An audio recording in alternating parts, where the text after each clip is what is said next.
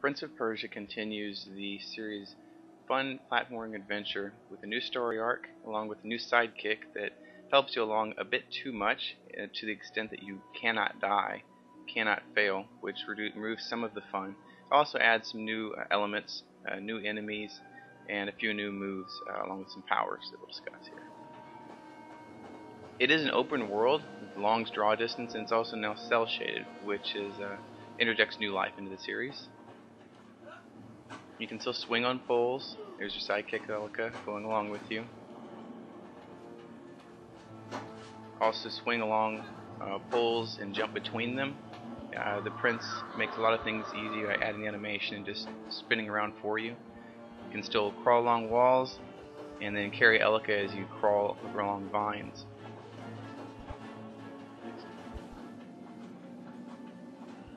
You can also now, the prince has Spider-Man envy, so he can crawl on ceilings and also use these hooks to continue his adventure forward.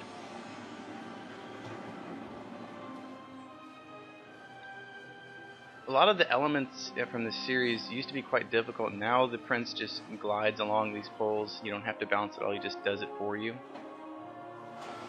Which removes a lot of the challenge from this series. You can also, if you're really high up and you need to get back down, you just glide along and he uses his claw to make sure he can get back down to the base of this huge tower. Elka is the biggest change to this series. For your new sidekick, she'll help you extend jumps as she did there. Then you can jump up and crawl along. A lot of the animation is really nice, but it also leads to some of the making the game easier, as you don't have to interpret some of the moves. If you make any mistake at all in the game, Elka glides down, she flies and saves you. And you also have to, the whole point of the game is to stop corruption, so here you're timing to avoid the corruption that would otherwise kill you, to jump to the next section.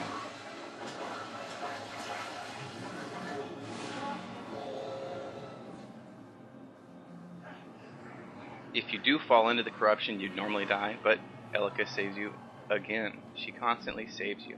It's actually impossible to die in the game. One of the benefits she gives to you is if you're lost, it's an open world, large, you're not sure where to go, just push a button and she'll show you where to go next. There is some combat once you actually reach some key points, but it's just basic button mashing. You use sword strike, or you grab the enemy here and push them down, or Elka has a magical strike. You combine them to add a little more damage here and there. But it's very repetitive. All the combat is very similar. You have some quick time events, corner this enemy, and just tap X a whole bunch, and the game does the rest for you. Combat's always been the weakest part of this series in general. Sometimes the enemies transform and you can only attack them with certain moves, and if you screw up, yes, Elka will save you again. You cannot die in the game. The whole point of the game is to stop the corruption and return life to the area. And once you defeat an enemy in an area, Elka will expend some energy, and you see here returning life and nature to the area. And then she uses a lot of energy to do that, as the story goes, so you have to go around and gather all these light orbs. But all the orbs are in areas you've been to before, so by definition you have to backtrack and you have to repeat areas you've been to. So quite a bit of backtracking. The powers you'll get aren't really powers, the game just autopilots for you. You just jump between areas here and use your power to just fly between areas. The one fun power is the wall crawling here. Again, a bunch of Spider-Man envy.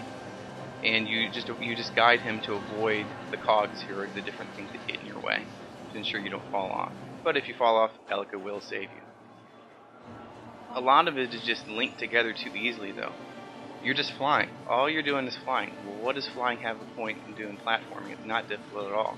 You're just guiding to make sure left, right, up, or down, you avoid these cliffs so you don't fall and die. It gets so easy at some points where you just tap a button and you automatically hear, I've gathered 5 orbs without even doing anything. And there are a few light puzzles in the series, but all the traps are gone, which were the most challenging and interesting part. So you're just rotating these portals around so you can get to the plates and move along. The basic platforming moves of Prince of Persia are still fun, and it's still an adequate game, but it could be much better, and the prior games in the series were much better. The simple fact that you can't die, Elka saves you from everything, removes a lot of the challenge, the traps are gone, and the combat's very repetitive. And the fact that there's flying powers really just don't belong in a game. It just autopilots and does things for you.